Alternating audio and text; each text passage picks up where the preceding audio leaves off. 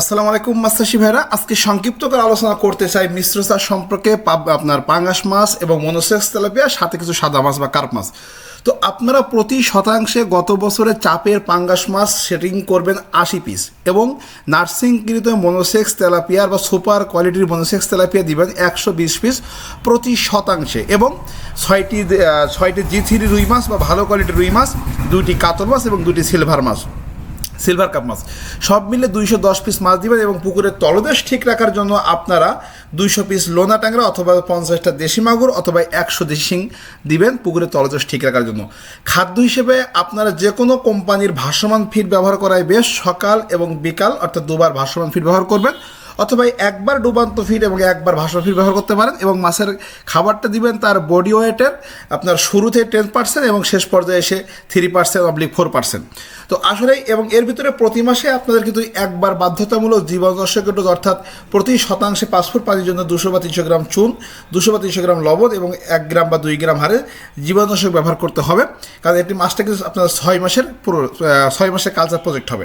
তো 6 মাসের ভিতরে কী হবে, আপনি 4 মাস পরে মনোসেক্স তেলাপিয়াটা তুলে ফেলবেন এবং পাঙাশ মাছকে বাকি 2 মাস খাই মোটামুটি আশা করা যায় আপনার মনোসেক্স তেলাপিয়া 2 বা 3টা কেজি হবে যদি আপনি আমাদের কাছ থেকে পোনা নিয়ে থাকেন।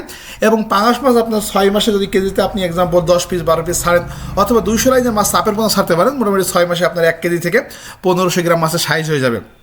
1 কেজি মাছ প্রোডাকশন করতে আপনার সর্বসাকুল্যে খরচ হবে 90 থেকে 100 টাকা পার কেজি মাছ প্রোডাকশন, এবং আপনি এভারেজ বেচতে পারবেন 160 থেকে 180 টাকা পার কেজি মাছ বেচতে পারবেন পাইকারি হারে। তো আসলে এই কথাগুলো বলছি একটা কারণে, মাছ চাষে কখনো লস হয় না যদি আপনি প্রপারলিভাবে সব কিছু করতে পারেন।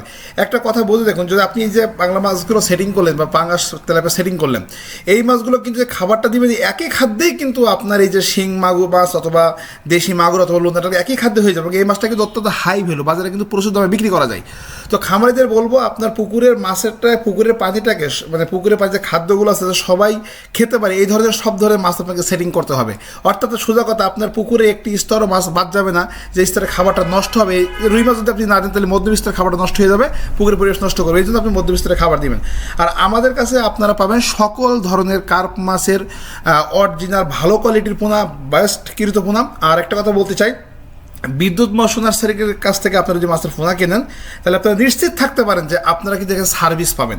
এই সার্ভিসটা আপনারা কতদিন পাবেন, পোনা ছাড়া থেকে শুরু করে বিক্রি করা পর্যন্ত সকল ধরনের তথ্য পরামর্শ, এবং আপনি এই মাছটা কোথায় বিক্রি করে বেশি দামে বেচতে পারবেন সেটাও কিন্তু আমাদের দক্ষ দরপদে আছে। যার জেলা যেখানে সেখানে আমরা ভালো ভালো আপনার আলোচনা নাম্বার দিতে পারবো, সেখানে কথা বলে মাছ বিক্রি করে লাভ করতে পারবেন। আল্লাহ হাফেজ।